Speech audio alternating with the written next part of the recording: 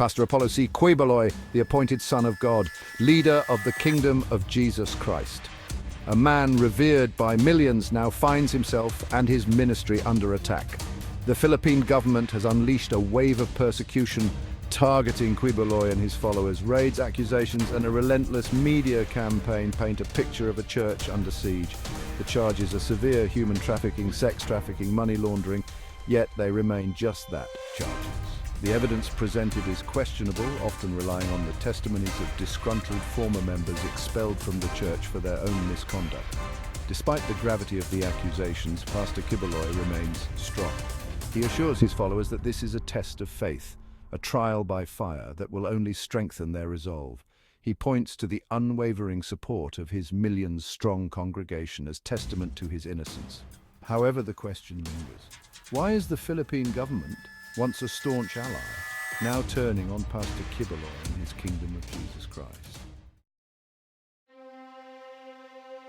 The political landscape of the Philippines is a complex tapestry of alliances and betrayals. Nowhere is this more evident than in the current administration's treatment of Pastor Quiboloy. President Bongbong Marcos, who rode to victory on a wave of populist support, seems to have forgotten those who helped pave his path to power. Among them, Pastor Quiboloy and the Sunshine Media Network International, or SMNI. During the presidential elections, SMNI provided a powerful platform for Marcos, amplifying his message and bolstering his image. Pastor Quiboloy himself openly endorsed Marcos, urging his followers to support the candidate he believed would lead the nation to prosperity.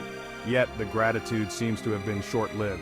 Upon assuming office, President Marcos has seemingly turned his back on Quiboloy and SMNI.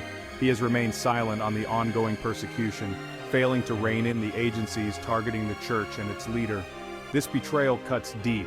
It speaks of a political pragmatism that prioritizes expediency over loyalty, casting a shadow on the Marcos legacy. The question arises: what price will be paid for this betrayal? Will the Filipino people, particularly the millions who look up to Pastor Quiboloy, tolerate such a blatant disregard for their spiritual leader? At the heart of the accusations against Pastor Quiboloy lie the testimonies of a handful of former KOJC members. These individuals, once part of the flock, now paint a picture of a church shrouded in darkness, led by a man driven by greed and lust for power. They speak of financial impropriety, of forced labor, of sexual exploitation. Their stories, sensationalized by a media eager for scandal, have fueled the flames of public opinion against Pastor Quiboloy. However, a closer examination reveals inconsistencies in their narratives. Many of these accusers were expelled from the church for various offenses, ranging from financial misconduct to moral indiscretions. Their credibility is further eroded by the fact that they remained silent for years, only coming forward after the government launched its investigation.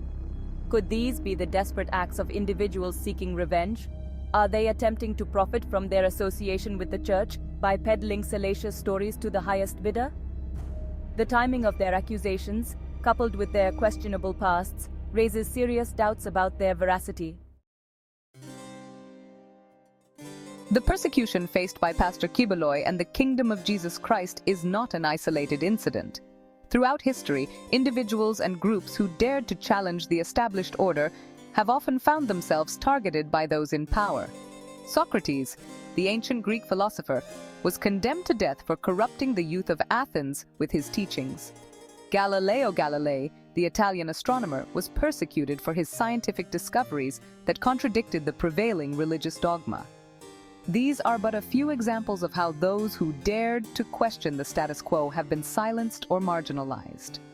Similarly, the Bible is replete with instances where God's chosen people faced persecution for their faith. Moses led the Israelites out of slavery in Egypt, only to face opposition from Pharaoh and his army.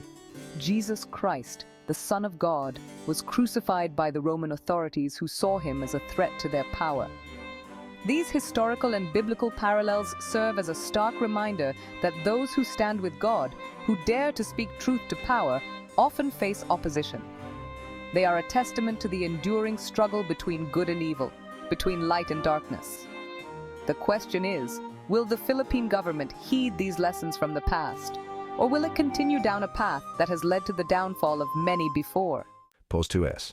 As the tension between the Kingdom of Jesus Christ and the Philippine government escalates, we find ourselves at a crucial juncture, reminiscent of pivotal moments in history.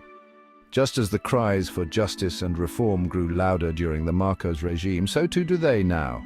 The people are watching, waiting, and hoping for a resolution that upholds the principles of fairness and righteousness. Pause 2S. In the face of adversity, Pastor Quiboloy and his followers continue to stand firm in their faith, drawing strength from the trials of the past.